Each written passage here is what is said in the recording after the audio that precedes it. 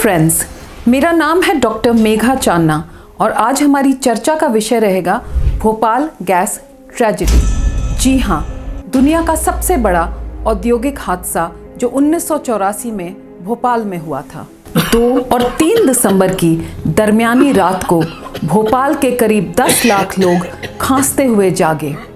आंखों में इतनी जलन हो रही थी मानो किसी ने मिर्ची छिड़क दी हो। 3 तारीख की सुबह होते होते 4000 लोगों की मौत हो चुकी थी और 10,000 से ज़्यादा लोगों के आंखों की रोशनी हमेशा के लिए जा चुकी थी। अनुमान है कि अगले 10 दिनों में 15,000 से अधिक मौतें हो गई। सरकार का आधिकारिक आंकड़ा आज भी 5,200 मौतों का ही है। 2 और 3 दिसंबर की दरमियानी रात को क्या हुआ था भोपाल में? आपकी जानकारी के लिए मैं आपको ये बता दूं कि भोपाल में यूनियन कार्बाइड नामक एक अमेरिकन फैक्ट्री हुआ करती थी। उस फैक्ट्री में 7 नाम की एक कीटनाशक दवा की मैन्युफैक्चरिंग होती थी। 7 कीटनाशक को बनाने में एक बहुत ही जहरीले केमिकल मिथाइल आइसोसाइनाइड या MIC का इस्तेमाल किया जाता था। MIC एक बहुत ही जहरीला पदार्थ होता है।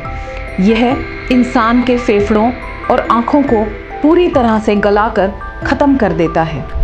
1980 के दशक में कीटनाशकों की खपत हिंदुस्तान में कम हो गई थी। यूनियन कार्बाइड घाटे में चल रही थी और बहुत सारा MIC केमिकल उसकी फैक्ट्री में इकट्ठा होकर टैंकरों में पड़ा हुआ था। कई वर्षों तक घाटा होने के कारण यूनियन कार्बाइड ने कर्मचारियों की ट्रेनिंग की अवधि 6 महीने से कम कर मात्र 2 हफ्ते कर दी थी। सेफ्टी प्रिकॉशंस को भी दरकिनार कर दिया गया था और ज़्यादातर सेफ्टी यंत्र काम ही नहीं कर रहे थे। बहुत सारे वाल्व डिफेक्टिव हो चुके थे और कर्मचारियों को भी बहुत से उपकरण इस्तेमाल करने की समझ ही नहीं थी। यूनियन कार्बाइड को एक वार्निंग 1982 में मिल चुकी थी। 1982 में एक छोटा सा रिसाव हुआ था जिसमें एक केमिकल इंजीनियर 30% तक जल गए थे और 18 वर्कर गैस की चपेट में आ चुके थे। पर जो 1984 में हुआ उसकी तो किसी ने कल्पना भी नहीं की थी। 2 दिसंबर की रात को यूनियन कार्बाइड की फैक्ट्री में टैंक नंबर E610 में पानी चला गया। E610 में ही कई टन MIC केमिकल रखा हुआ था। पानी के संपर्क में आते ही एक एक्सोथर्मिक रिएक्शन शुरू हो गया। इस एक्सोथर्मिक रिएक्शन से जहरीली MIC गैस का रिसाव शुरू हो गया। धीरे धीरे टैंक में प्रेशर बढ़ने लगा और लगभग रात के 12:50 पर टैंक फट गया। रात के 12 बजे से ही जो वर्कर्स फैक्ट्री में थे उन्हें गैस की बदबू आने लग गई थी। इससे पहले कि वो इस लीकेज का स्रोत ढूंढ पाते उन वर्कर्स की ही मौत हो गई। 1 घंटे के अंदर अंदर 30 टन MIC गैस फैक्ट्री से निकलकर पूरे भोपाल शहर में फैल गई। चारों तरफ सायरन बजने लगे। MIC गैस ने पूरे भोपाल शहर को अपनी चपेट में ले लिया। The gas affected children and shorter people more as the density of the gas tends to be higher towards the ground. सुबह होते होते भोपाल के अस्पताल लोगों से भर गए। हज़ारों लोग मर गए और उससे भी अधिक लोगों के आंखों की रोशनी हमेशा के लिए चली गई। जानवर भी बड़ी संख्या में मारे गए। आसपास के पेड़ पौधे खेत खलियान धीरे धीरे सूख गए। जो लोग उस समय बच भी गए उनमें से बहुतों को आगे चलकर कैंसर व अन्य गंभीर बीमारियां हो गई।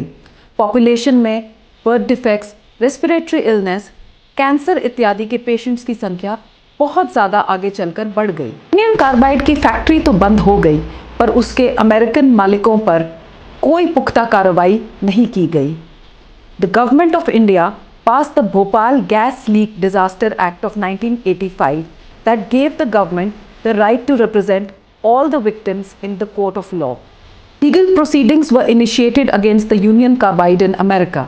In April 1985, a federal judge directed the Union Carbide to pay $10 million compensation to the injured victims for their medical treatment.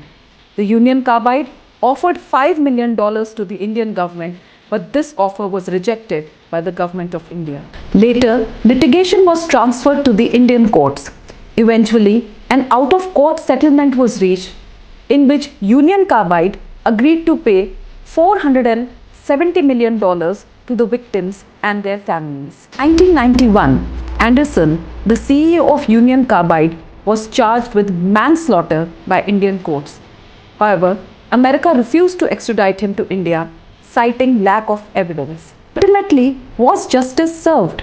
अगर यही हादसा अमेरिका या यूरोप के किसी संपन्न देश में हुआ होता तो यूनियन कार्बाइड को इससे 100 या 1000 गुना ज़्यादा कॉम्पनसेशन विक्टिम्स को देना पड़ता।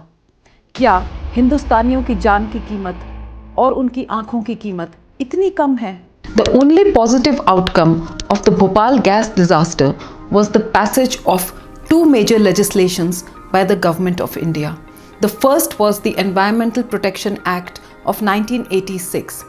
This act provides for the protection of the environment and the prevention of environmental damage by hazardous industries. The Public Liability Insurance Act of 1991 was also passed. This act holds the owner of the business or an industry responsible for death or injury caused to a third party due to negligence of the business. In the end, we can only hope and pray that such a disaster never strikes the world anywhere else again. Thanks for watching my video. आशा करती हूँ ये video आप सबको पसंद आया है. For more such informative and educational videos, please like my video and subscribe to my channel.